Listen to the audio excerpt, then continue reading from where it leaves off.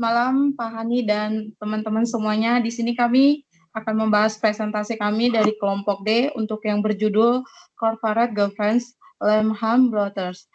Di sini kami ada anggotanya. Yang pertama Muhammad Reza, yang kedua Sania Oktaviani, yang ketiga Muhammad Rifki, yang keempat Nasrul Ahda, yang kelima Desmaria, yang keenam Liviana, yang ke-7 Liani, yang ke-8 Beltazar.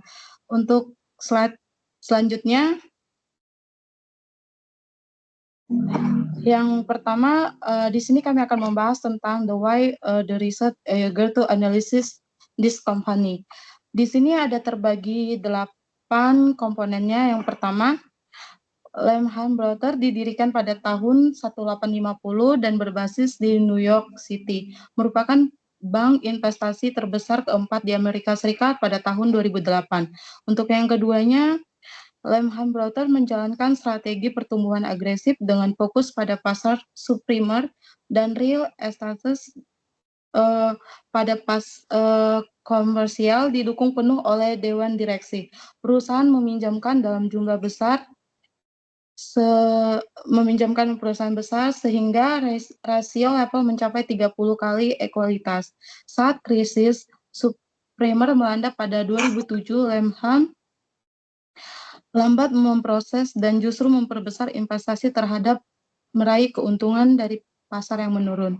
Untuk yang ketiganya, pada taruhan pada pemulihan pasar, perumahan terbukti salah. Pada April 2007, di New Consider Financial mengajukan kebangkrutan. Meskipun awalnya dianggap terkendali, situasi memburuk dan Lamham Brothers mulai mengurangi ekspor terhadap pasar hipotek subprimer pada Agustus 2007 untuk menutup unit BNC Mostek dan memecat 1.200 orang. Yang keempat, menjelang September 2008, Lamham Brothers gagal mendapatkan investor penyelamat setelah negosiasi dengan Bank of America atau yang disebut KDW dengan basic kandas penarikan dari KBD menyebabkan saham Lamham anjlok 45% dan kepercayaan pasar hilang. Pada 14 September SIEC menyarankan kebangkrutan sebagai opsi terbaik. Dengan kas tersisa hanya sekitar 1,4 miliar dengan defisit sekitar 4,5 miliar, Lamham resmi mengajukan kebangkrutan pada 15 September 2008. Selanjutnya, next. Untuk bagian yang keenam, kebangkrutan Lamham Brothers pada 15 September 2008 menimbulkan dampak langsung yang sangat besar terhadap sistem keuangan global. Salah satu konsekuensinya paling serius adalah default atas 2,5 juta kontrak derivatif, termasuk instrumen seperti kredit, default, swap, dan kontrak valuta asing. Nilai nominal dari kontrak-kontrak ini diperkirakan mencapai 3,35 triliun. Dan sebagian besar diperdagangkan secara over the counter atau yang disebut dengan OTC, sehingga sulit menilai dampaknya secara tepat. Untuk selanjutnya, kondisi ini memicu kepanikan global karena pasar tidak dapat memetakan secara pasti siapa saja yang terpapar resiko dari kegagalan Lamham. Kepercayaan terhadap stabilitas lembaga keuangan pun runtuh, dan pasar saham di seluruh dunia anjlok secara drastis hanya dalam hitungan hari. Dengan hilangnya kepercayaan investor dan terganggunya fungsi pasar keuangan, kebangkrutan Lamham dianggap sebagai pemicu utama krisis keuangan global 2008, yang kemudian mendorong resesi global, investasi terbesar-besaran dari bank sentral, serta pemerintahan di berbagai negara. Selanjutnya akan dilanjutkan teman kami.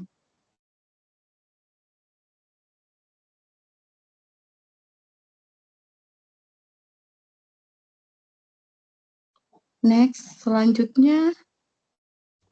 Oke, selanjutnya, how the corporate governance apply in the company. Itu bagaimana tata kelola perusahaan diterapkan di Lamham Brothers yaitu Lehman Brothers itu memiliki struktur tata kelola perusahaan yang formal seperti adanya dewan direksi, ada komite keuangan, ada manajemen resiko, ada komite audit, ada komite kompensasi dan komite normalisasi dan tata kelola. Terus Lehman Brothers ini juga mempunyai dewan direksi yang terdiri dari beberapa anggota dengan berbagai latar belakang yang berbeda-beda. Habis itu ada komite keuangan dan resiko, finance and risk komite yang bertugas untuk memantau kondisi keuangan dan risiko perusahaan yang akan terjadi. Lalu ada komite audit, komite kompensasi dan komite nominasi dan komite tata kelola yang mendukung peran pengawasan. Lalu di sisi lain juga perihal penerapan secara formal juga adanya pertemuan rutin dewan dan komite termasuk rapat darurat di saat krisis, dewan penerima laporan dari manajemen dan kondisi likuiditas dan risiko, terdapat mekanisme formil untuk menyetujui atau mempertimbang aksi-aksi seperti penurunan dividen untuk menjaga modal. Dan selanjutnya, next.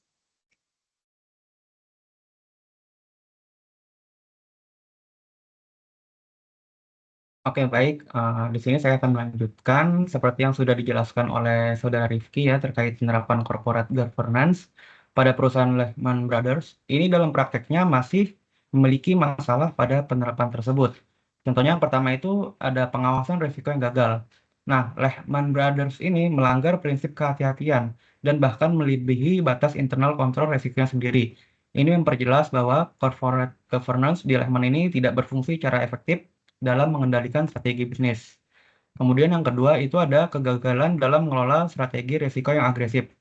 Nah, pada tahun 2006, Lehman ini dengan dukungan Dewan sengaja meningkatkan leverage hingga 30 kali ekuitas. Strategi tersebut fokus pada pasar properti dan subprime, yang justru memperparah krisis saat pasar pada sektor perumahan tersebut runtuh ya. Terus kemudian yang ketiga itu ada kegagalan dalam tanggung jawab fidusia. Nah, kegagalan di sini ketika regulator memberi tekanan untuk mengajukan kebangkrutan. Dewan Lehman justru kebingungan dalam menentukan kepada siapa tanggung jawab utama mereka. Pemegang saham kah, kreditur kah, atau kepentingan publik. Kemudian selanjutnya yang keempat, itu kurangnya kesiapan dalam menghadapi krisis. Nah, pada kondisi seperti ini, Dewan Direksi Lehman Brothers dihadapkan pada 3 opsi krisis, yaitu yang pertama menunda keputusan kebangkrutan, kedua tetap beroperasi tanpa kepastian likuiditas, yang ketiga itu ada mengajukan kebangkrutan. Mereka para pemilik tanggung jawab ini tampak bingung dan kurang memahami prioritas tanggung jawab mereka. Mereka tidak siap dalam menghadapi hal tersebut. Artinya secara keseluruhan corporate governance di Lehman Brothers ini tidak hanya gagal dalam pengawasan dan pengelolaan risiko, tetapi juga dalam krisis leadership, ketidakjelasan peran fidusia, dan ketidakmampuan bertindak cepat pada saat krisis. Next. Baik, di sini saya akan menjelaskan jenis-jenis resiko utama yang dihadapi oleh Lehman Brothers.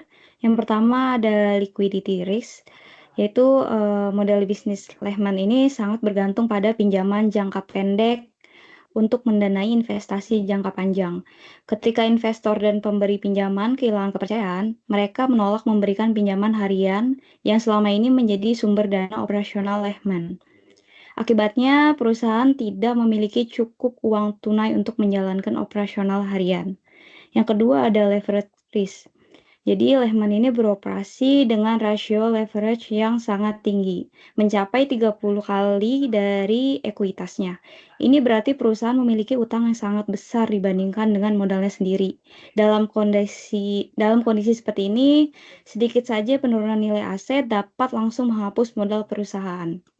Ketika nilai aset mereka turun tajam akibat krisis properti, Lehman langsung mengalami kerugian besar yang sulit dipulihkan. Dan yang ketiga ada market risk atau subprime exposure, yaitu Lehman Brothers ini mengalami keruntuhan karena terlalu berani mengambil resiko dalam investasi properti, terutama pada kredit rumah beresiko tinggi. Mereka terus membeli aset-aset bermasalah bahkan saat pasar properti mulai runtuh. Ketika harga rumah anjlok dan banyak kredit macet, aset Lehman kehilangan nilai, tapi mereka tetap menjalankan strategi agresifnya. Ketergantungan besar pada pinjaman jangka pendek untuk membiayai investasi jangka panjang membuat mereka sangat rentan ketika kepercayaan pasar hilang dan investor tidak mau lagi memberikan dana. Untuk resiko lainnya akan dijelaskan oleh Reza. Terima kasih. Oke, di sini saya akan melanjutkan resiko yang berada pada Lehman Brothers. Yang keempat ada credit risk. Lehman Brothers menghadapi resiko kredit yang besar karena mereka memiliki banyak aset berbasis pinjaman, terutama pada subprime mortgage, yang ternyata diberikan pada pinjaman yang beresiko tinggi atau tidak layak secara keuangan. Ketika peminjam ini mulai gagal membayar cicilan, nilai dari aset tersebut turun drastis. Produk-produk keuangan yang mereka jual ke investor yang seolah-olah aman karena diberikan ranking tinggi, ternyata tidak mencerminkan resiko sebenarnya. Yang kelima ada counterparty risk. Sebagai lembaga keuangan besar, Lehman terlibat dalam jutaan kontrak dengan banyak institusi lain di seluruh dunia. Ketika Lehman berada di ambang kebangkrutan, banyak pihak yang dikhawatirkan karena Lehman gagal memenuhi kewajibannya. Maka mitra bisnisnya juga terdampak. Situasi ini sangat berbahaya karena berpotensi menciptakan efek domino dalam sistem keuangan global. Selanjutnya ada government risk. Manajemen dan Dewan Direksi Lehman tidak bertindak cepat dan efektif untuk mengurangi resiko ketika tanda-tanda kritis yang mulai muncul. Mereka terlalu percaya diri dari mengambil langkah-langkah yang seharusnya dilakukan untuk menyelamatkan perusahaan.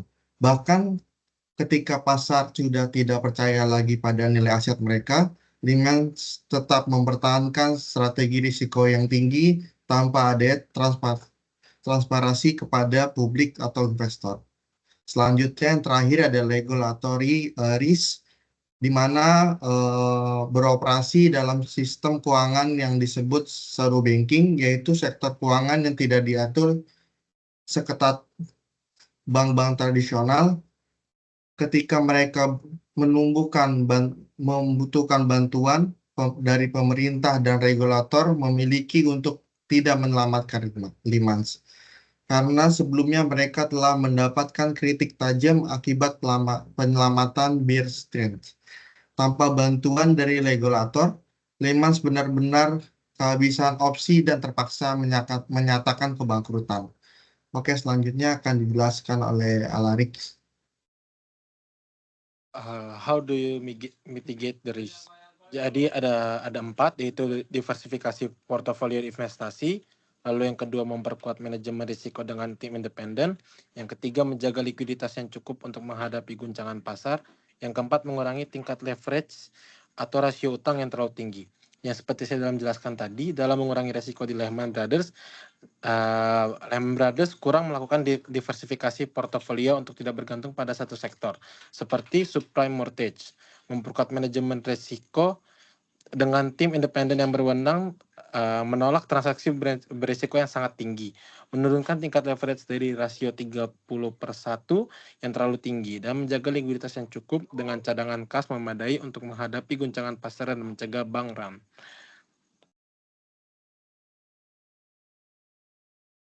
Next. Baik, di sini saya akan menjelaskan hal yang bisa dipelajari dari materi hari ini. Jadi salah satu pelajaran utama kasus Lehman Brothers adalah bagaimana kegagalan dalam menerapkan manajemen risiko yang bijaksana dapat menyebabkan kehancuran besar bagi sebuah intuisi keuangan besar. Lehman Brothers menjalankan strategi yang sangat agresif dengan mengambil exposure besar terhadap pasar subprime, mortgages, dan real estate komersial, serta mempertahankan rasio leverage hingga 30/1. Ketika pasar seperti properti mengalami penurunan tajam, Lehman kehilangan likuiditas karena tidak mampu menjual asetnya atau memperoleh pendanaan baru. Selain itu, Dewan Direksi gagal memberikan pengawasan efektif terhadap strategi manajemen, menunjukkan kelemahan dalam komposisi dan fungsi pengawasan Dewan secara keseluruhan. Boleh next? Oke, pelajaran lain yang signifikan adalah pentingnya transparansi dan respon yang cepat dari regulator dalam menghadapi krisis keuangan sistemik. Ketidaktegasan regulator dalam memberikan solusi atau intervensi pada saat kritis menyebabkan kerugian yang jauh lebih luas, tidak hanya bagi Lehman, tetapi juga bagi sistem keuangan global. Jadi ketergantungan Lehman pada pendanaan jangka pendek dan kekurangnya cadangan likuiditas juga memperparah keadaan serta keputusan untuk terus mengandalkan taruhan pada pasar properti terbukti fatal. Jadi kasus ini tuh menyoroti bahwa dalam dunia keuangan yang sangat terhubung, tata kelola yang buruk dan pengambilan risiko yang tidak terkendali dapat menciptakan konsekuensi yang sistemik. Oleh karena itu, diperlukan reformasi menyeluruh dalam praktik tata kelola perusahaan, pengawasan risiko, dan koordinasi kebijakan regulator untuk mencegah kegagalan serupa di masa mendatang.